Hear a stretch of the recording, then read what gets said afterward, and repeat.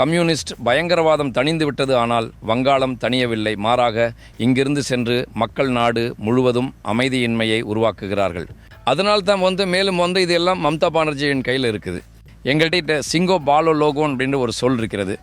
சிங்கம் முன்னே செல்லும்போது ஒரு முறை பின்னால் பார்க்கும். இப்போது பார்த்திருக்கிறது, இப்போது பாயப்போகிறது. இப்போது பாருங்கள், இந்த முறை ஆட்சிக்கு வந்துவிடும் 2000. இந்த எலெக்ஷன் பற்றி எங்களிடம் ஏதாவது சொல்லுங்கள். வங்காளத்தில் எல்லோரும் ஒன்றாக வாழ்கிறார்கள், ஆனால் இரு தரப்பினரும் எதிர்ப்பு வேலை செய்கிறார்கள். மம்தா மத்திய அரசுக்கு எதிரானவர்.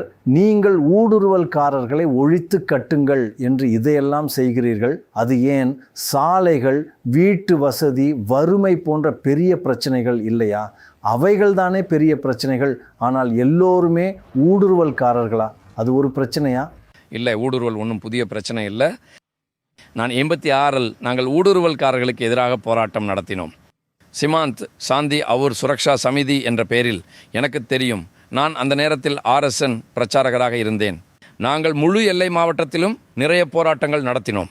மம்தா பானர்ஜி 2005 நாடாளுமன்றத்தில் சபாநாயகர் முன்னிலையில் இதன் மீது விவாதம் நடக்க வேண்டும் என்று பிரச்சனையை எழுப்பினார். அது நடக்காததால் இது ஒரு பெரிய பிரச்சனை என்று காகிதத்தை விட்டறிந்தார். ஊடுருவல்காரர்கள் வங்காளத்தை தின்று விடுவார்கள், இது குறித்து விவாதம் நடக்க வேண்டும். ஸோ இந்த பிரச்சனை அந்த நேரத்தில் அவங்களுக்கு தோன்றியது, அந்த நேரத்தில் அது பிரச்சனையாக இருந்தது. இன்றைக்கி இல்லை, ஆனால் எங்களுக்கு பிரச்சனை தான். அப்போ இன்றைக்கி நாட்டில் இருக்கும் இந்த அமைதியின்மை, அது பயங்கரவாதமாக இருந்தாலும் சரி, வேறு ஏதேனும் சமூக விரோத சர்வதேச நடவடிக்கையாக இருந்தாலும் சரி, நாட்டில் அது எங்கு நடந்தாலும் மக்கள் இங்கிருந்து தான் செல்கிறார்கள். வங்கதேசம் வழியாக, வங்காளம் வழியாக இங்கிருந்து ஐ card, Aadhaar card, ration card, voter card எடுத்துக்கொண்டு நாடு முழுவதும் செல்கிறார்கள். இப்போது பாருங்கள், இப்போது பிடிபட்டவர்களின் எல்லா ஆதார் கார்டு, ஓட்டர் கார்டு வங்காளத்தில், முர்ஷிதாபாத்தில் இருந்து, மால்டாவிலிருந்து கிடைத்துள்ளது. அதனால் இது ஒரு மிகப்பெரிய பிரச்சனை. வங்காளத்திற்கு மட்டுமல்ல, முழு நாட்டின் பாதுகாப்பிற்கும் இது ஒரு மிகப்பெரிய பிரச்சனை. அதனால தான் இதை எழுப்புகிறோம். ஆனால் நாங்கள் சப்கா சாத் சப்கா விகாஸ் செய்பவங்க தான். நாங்கள் மக்களிடம் பேசும்போது இது முற்றிலும் பயனற்ற பேச்சு என்று அவர்கள் கூறுகிறார்கள். இங்கே எங்கள் வீட்டை சரி செய்யுங்கள், தண்ணீர் கொடுங்கள், சாலை அமைத்து கொடுங்கள். நீங்கள் வெறுப்பை உண்டாக்குகிறீர்கள். மேலும் நாடு முழுவதும் இதுதான் பிரச்சனை என்பதற்கு எந்த ஆதாரமும் இல்லை. இன்னொரு பிரச்சனை ஆதாரம். இங்கே இவ்வளோ வறுமை இருக்குது. வறுமை இருக்கிறது என்றால் 50 வருடங்களாக எந்த வளர்ச்சியுமே ஏற்படவில்லை. 34 வருட கம்யூனிஸ்ட் ஆட்சியும் 15 வருட மம்தா ஆட்சியும் ரெண்டும் ஒரே மாதிரி தான் நடந்திருக்கிறது. அப்போதும் ஊடுருவல்காரர்களின் பிரச்சனை இருந்தது, இன்றும் இருக்கிறது. ஜிடிபி பெர் ஸ்டேட் என்பது யூபியை விட மிகவும் அதிகம், ராஜஸ்தானை விட மிகவும் அதிகம், மத்திய பிரதேசத்தை விட மிகவும் அதிகம், பிஜேபி ஆளும் மாநிலங்களை விட மிகவும் அதிகம். பிரிவினைக்கு பிறகு நாட்டிற்காக வங்காளத்தின் ஜிடிபி 24% இருந்தது. இன்று 9% வந்துள்ளது. சொல்லுங்கள், இதுக்கு யார் பொறுப்பு? கம்யூனிஸ்டுகள் இருக்கிறார்கள், பிறகு இவர்கள் இருக்கிறார்கள். நாங்கள் அதையே தான் சொல்லிக் கொண்டிருக்கிறோம். நீங்கள் இந்த தொகுதியில் இதற்கு முன்பும் போட்டியிட்டுள்ளீர்கள். இப்போது இந்த தொகுதி சுமார் 2% மிகச்சிறிய மெஜாரிட்டி ஆகும். உங்களை போன்ற ஒரு மூத்த தலைவர் எப்படி பாதுகாப்பான தொகுதிகள் என்று பல தொகுதிகள் இருக்கின்றனவே, நீங்கள் லோக்சபாவில் இருந்தீர்கள், இப்போது நீங்கள் இங்கே திரும்பி வந்துள்ளீர்கள். இவ்வளவு நெருக்கமான, இவ்வளவு கடினமான ஒரு தொகுதியிலிருந்து நீங்கள் எப்படி போட்டியிடுகிறீர்கள்? அதாவது அவர்கள் உங்களுக்கு பாதுகாப்பான ஒரு தொகுதியை கொடுக்க வேண்டும். அப்போதுதான் நீங்கள் மாநிலம் முழுவதும் கேம்பெயின் செய்ய முடியும். பாருங்கள், இப்பொழுது நாங்கள் கொடுத்திருக்கும் சேஞ்ச், அதாவது பரிவர்த்தன் என்ற முழக்கம், மாற்றம் வேண்டும். எனவே ஒவ்வொரு பகுதியிலும் இது மக்களின் குரலாக இருக்கிறது. கல்வியை பாருங்கள், வங்காளம் முன்னணியில் இருந்தது, இன்று வங்காளத்தில் கல்வியே இல்லை. இந்த வருடம் 8500 பள்ளிகள் மூடப்படப் போகின்றன. அங்கு மாணவர்கள் இல்லை அல்லது ஆசிரியர்கள் இல்லை. 26,000 ஆசிரியர்களின் வேலையை பறித்துவிட்டனர். நீதிமன்றத்தால் அவர்கள் நீக்கப்பட்டனர். இப்போது கல்வித்துறையில் 42,000 ஊழியர்கள் இருக்கிறார்கள். அவர்களுடைய வேலையும் போகப் போகிறது. எல்லா இடங்களிலும் ஊழல் நடந்திருக்கிறது. சுகாதாரத்துறை, இன்றைக்கு சுகாதாரத்தில் அரசு மருத்துவமனைகளின் முழு உள்கட்டமைப்பும் சீர்குலைந்து விட்டது. நீங்கள் கால் வைக்க முடியாது. வரந்தாவில் வழியில் மக்கள் கிடக்கிறார்கள். எந்த ஒரு குறைந்தபட்ச சேவையும் அவர்களுக்கு கிடைப்பதில்லை. கல்வியும் சுகாதாரமும் வங்காளத்தில் முன்னணியில் இருக்கிறது. இவ்வளவு நல்ல மருத்துவக் கல்லூரிகள் இருக்கின்றன. ஆனால் நிர்வாகத்தின் நிலையை பாருங்கள். இப்பொழுது உச்சநீதிமன்றம் என்ன சொல்கிறது? தேர்தல் ஆணையம் வளைக்கப்படுகிறது. அதிகமான சர்வதேச நடவடிக்கைகள் வங்காளத்தில் நடக்கிறது. காஷ்மீர் அமைதியாகிவிட்டது. 2வது தணிந்து விட்டது, கம்யூனிச பயங்கரவாதம் தணிந்து விட்டது. ஆனால் வங்காளம் தணியவில்லை. மாறாக இங்கிருந்து சென்று மக்கள் நாடு முழுவதும் அமைதியின்மையை உருவாக்குகிறார்கள். அதனால தான் இதெல்லாம் மம்தா பானர்ஜியின் கையில் தான் இருக்கிறது. இப்போது மால்டாவில் பிடிபட்டவருக்கு எதிராக மம்தாஜி பேசுகிறார். அவர்களுடன் நின்று பேச்சுரை வழங்குபவர், உடன் அமரும் நபர் இன்றைக்கு சர்வதேச நடவடிக்கையில் பிடிபட்டுள்ளார். எனவே இப்போது நடந்து கொண்டிருப்பது இங்கு வங்காளத்தில் எப்போதுமே இருந்த ஒரு தேசியவாத சித்தாந்தத்திற்கு எதிராக நமது இந்த எல்லா விஷயங்களும் சென்று கொண்டிருக்கின்றன. இது எங்களுக்கு மிகவும் வெட்கக்கேடான விஷயம். அதனால் மாற்றம் தேவை. ஸோ நீங்கள் இதை சொல்லுங்கள். நாங்கள் இப்போது பார்த்தோம், பாஜக எங்கெல்லாம் தேர்தலில் வெற்றி பெற்றதோ அங்கெல்லாம் பெண்களின் கணக்கில் பணத்தை டிரான்ஸ்ஃபர் செய்தார்கள். வங்காளத்தில் லக்கி பண்டார் திட்டத்தில் மம்தா பானர்ஜியும் இதை செய்து கொண்டிருக்கிறார். ஸோ அப்படின்ற மற்ற மாநிலங்களில் அதே திட்டத்தை அமல்படுத்தி நீங்கள் தேர்தலில் வெற்றி பெறுவீர்கள். இங்கே டிஎம்சி தேர்தலில் தோற்றுவிடும் என்று நீங்கள் நினைக்கிறீங்களா? பாருங்கள், பெண்களுக்கு பொருளாதார உதவி செய்ய வேண்டும் என்றால் நிச்சயமாக செய்ய வேண்டும். பாஜக செய்கிறது. எல்லா அரசாங்கங்களும் கூட குறைய செய்கின்றன. வெவ்வேறு லாட்லி திட்டங்களை மத்திய பிரதேசத்தில் சிவராஜ் ஜி தொடங்கினார். இங்கே வறுமை கோட்டிற்கு கீழே நிறைய பேர் இருக்கிறார்கள். ஒரு நபரின் வேலையால் ஒரு குடும்பத்தை நடத்த முடியவில்லை என்றால் பெண்களுக்கு உதவி செய்தால் ஒன்று கையில் பணம் கொடுங்கள் அல்லது அவர்களை தன்னிறைவு அடைய செய்யுங்கள். ஹெல்ப் குரூப் மூலமாக அவர்களை தன்னிறைவு அடைய செய்யுங்கள். லாக்பதி தீதி ஆக்கினால் குடும்பத்திற்கு ஹெல்ப்பாக இருக்கும். அதனால் நாங்கள் சொல்கிறோம், நீங்கள் 500 ரூபாய் உயர்த்தினீர்கள், நாங்கள் அதை கண்டிப்பாக தேவைப்பட்டால் இரட்டிப்பாக்கி விடுவோம். பட்ஜெட்டில் பணம் இல்லை, இந்த பட்ஜெட் டெபிசிட்டில் இருக்குது, மேலும் 500 கொடுத்து விடுவார்கள். பணம் எங்கிருந்து வரும்? நிர்பந்தம். என் வீட்டிற்கு மேலிருந்து பணம் வர வேண்டும் என்று நானும் எத்தனை வருடங்களாக காத்து கொண்டிருக்கிறேன். பாருங்கள், பாலிடிக்ஸில் ஏதோ ஒரு கம்பல்ஷன் இருக்குது. அது இன்றைக்கி இல்லை. வெனிசுலா எப்படி மூழ்கி போனது? இதே போன்ற டோல் பாலிடிக்ஸால் இலங்கையின் நிலைமை என்னவாக இருக்கிறது? ஆனால் இது ஜனநாயகத்தில் இப்படிப்பட்ட ஒரு சிச்சுவேஷன் ஆகும். தேர்தலில் வெற்றி பெறுவது தான் மிகப்பெரிய ப்ரையாரிட்டியாக இருக்கிறது. ஆனால் பாரதிய ஜனதா கட்சி இதை எடுத்துக்கொண்டு முன்னேறி வருகிறது. 21 மாநிலங்களில் 3 முறை மாண்புமிகு பிரதமர் மோடிஜி இருக்கிறார். மேலும் நாங்கள் நாட்டை முன்னோக்கி கொண்டு செல்கிறோம். என்னென்ன பிரைமரி ரிக்குவயர்மெண்ட்ஸ் உள்ளதோ கரீப் கல்யாண் யோஜனா மூலம், அதாவது 81 கோடி மக்களின் வீடுகளுக்கு ரேஷன் பொருட்களை கொண்டு சேர்ப்பது, இது நடந்து 5 வருடங்கள் ஆகிவிட்டது. அவர்களுக்கான எரிவாயு வசதியாக இருக்கட்டும், வீட்டு கூரை வசதியாக இருக்கட்டும், தண்ணீர் வசதியாக இருக்கட்டும், இந்த அனைத்து அடிப்படை விஷயங்களால் வறுமை கோட்டிற்கு கீழே இருந்த 28 கோடி மக்கள் மேலே வந்துள்ளனர். விளைவு ஏற்பட்டிருக்கிறது தான். இதுபோல ஏதாவது ஒரு சமூகத்திற்கு கொடுக்க வேண்டியிருக்கும். வங்காளம் போன்ற ஏழை மாநிலமாக இருந்தாலும் கொடுக்க வேண்டியிருக்கும். கொடுங்கள். ஆனால் முதல்ல உங்களுக்கு ஒரு இன்கம் இருக்க வேண்டும் அல்லவா? சார்ஸ் ஆஃப் இன்கம் எங்கே இருக்கிறது? உங்கள் பட்ஜெட் எங்கே இருக்கிறது? பாஜக முதல்ல ஒரு மிடில் கிளாஸ் பார்ட்டியாக இருந்தது, ட்ரேடர்ஸ் பார்ட்டியாக இருந்தது, அர்பன் பார்ட்டியாக இருந்தது. பட் உங்களால் இங்கே கொல்கத்தாவில் சீட் வெல்ல முடியாது. கொல்கத்தாவில் நீங்கள் சீட்டு வெல்லாதவரை நீங்கள் மாநிலத்தில் எப்படி வெற்றி பெறுவீர்கள்? அந்த மக்கள் உங்களுக்கு ஓட் கொடுப்பதற்காக நீங்கள் நகரத்திற்கு என்ன செய்து கொண்டிருக்கிறீர்கள்? இல்லை, நாங்கள் இப்போ தான் ஜெயிக்க ஆரம்பிச்சிருக்கிறோம் இல்லையா? வங்காளத்தில் பாஜக எங்கே இருந்தது? நான் 16இல் வந்தேன். முதல் முறையாக நாங்கள் சட்டமன்றத்தில் ஜெயித்தோம். 3 இடங்கள் நான் இருந்தேன், அதில் தலைவராக இருந்தேன். பிறகு 77 ஆகிவிட்டது, பாய்ந்தது. இதுவும் ஒரு வரலாறு தானே. எங்கேயும் நடக்கவில்லை. ஒரு எம்பியை எங்கேயோ டார்ஜிலிங்கில் நாங்கள் ஜெயித்திருந்தோம். 19இல் 18 ஆனது.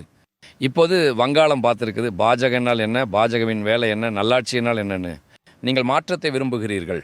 இப்போது பாருங்கள், இடதுசாரிகள் 34 ஆண்டுகளாக ஆட்சி செய்தார்கள். வங்காளத்தில் கொல்கத்தாவில் ஒருபோதும் ஆட்சி செய்யவில்லை.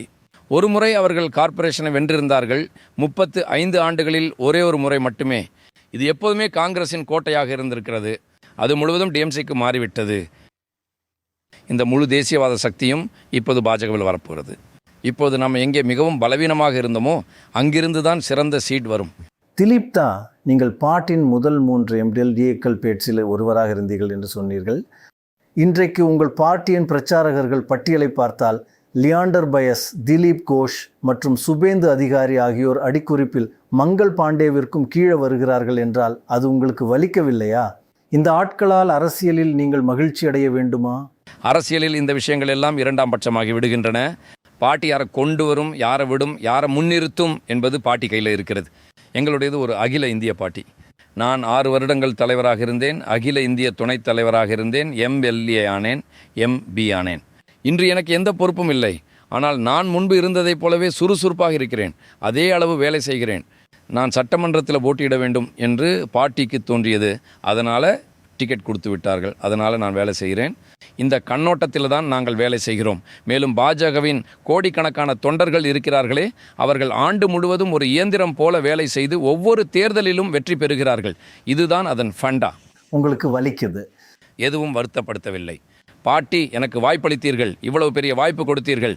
நான் என் பலம், சக்தி, சாமர்த்தியத்தை பயன்படுத்தி அந்த பார்ட்டியை முன்னோக்கி கொண்டு சென்றுள்ளேன். வேறு யாருக்காவது சான்ஸ் கொடுத்தா அவர் அதை வளர்ப்பார். அது முன்னோக்கி சென்று கொண்டே இருக்கும். ஆம், இத்தனை மக்கள் பாவர்ட்டியிலிருந்து அப்லிஃப்ட் ஆகிறார்கள் என்று நீங்கள் சொல்வது கரெக்டு தான். ஆனால் இன்றும் என்பது கோடி மக்களுக்கு ஃப்ரீ ரேஷன் கிடைக்கிறது. Is that a matter of pride or a matter of shame? என்று 50 வருடங்கள் 60 வருட இண்டிபெண்டன்ஸ்க்கு பிறகு நம்முடைய நாட்டில் இவ்வளவு குறைவாக ப்ராக்ரஸ் நடந்திருக்கிறது.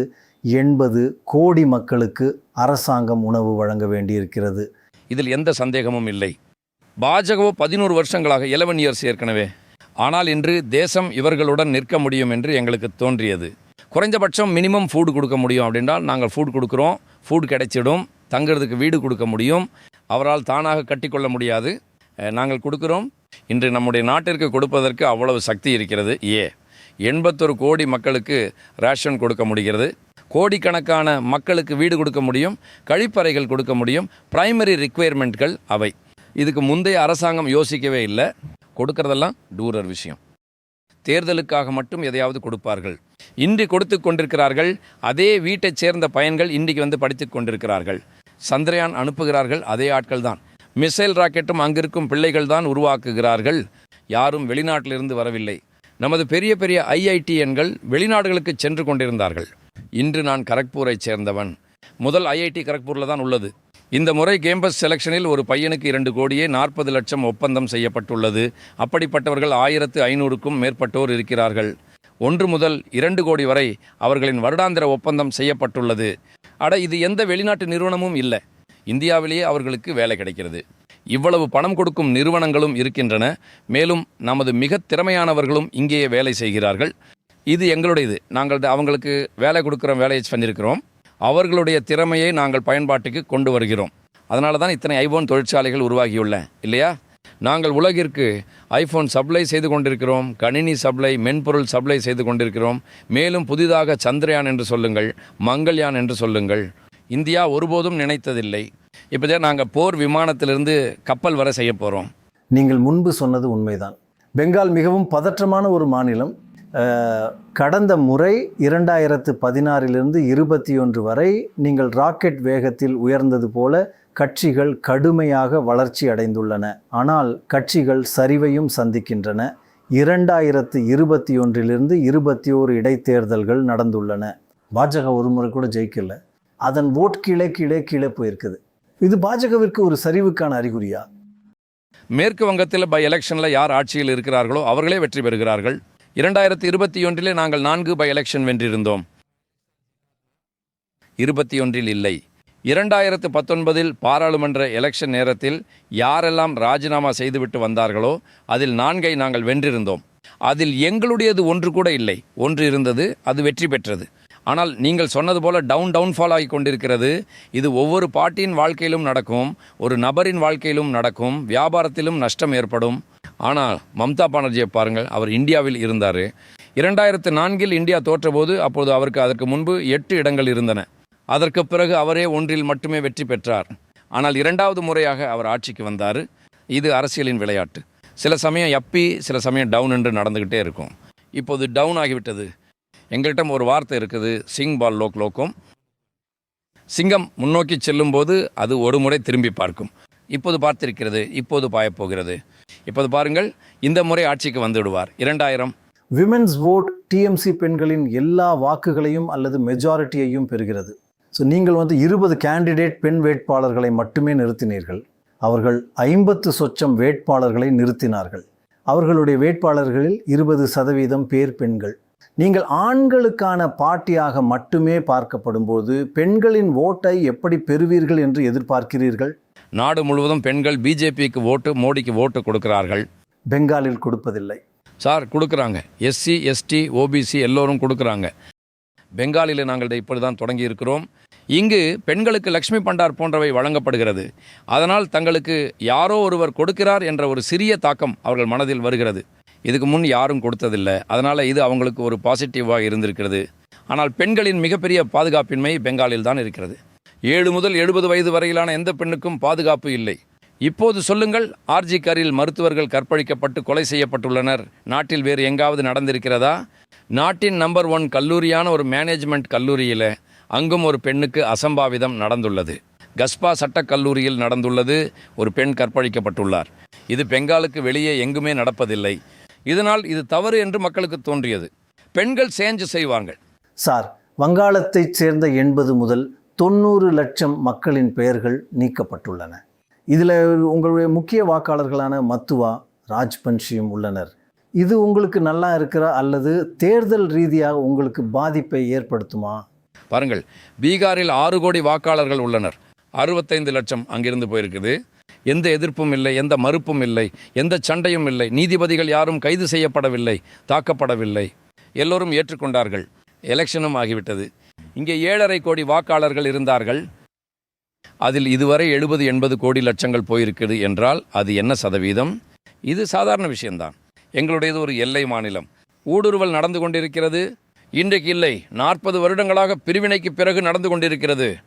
ஆக இந்த மக்கள் இங்கே இருக்கத்தான் செய்கிறார்கள். மேலும் வந்துள்ள இந்துக்களிடமும் ஆவணங்கள் இல்லை. ஸோ நாங்கள் சிஏஏவில் அவங்களை பதிவு செய்ய சொல்லியிருந்தோம். செய்யாதவர்கள் தகுதியானவர்கள் அல்ல. இது சாதாரண செயல்முறையில் நடந்திருக்கிறது. இன்னும் அதிகமாக பேர் போவார்கள் என்று நான் நினைக்கிறேன். நன்றி. தேங்க்யூ. நன்றி. Thank you very much sir.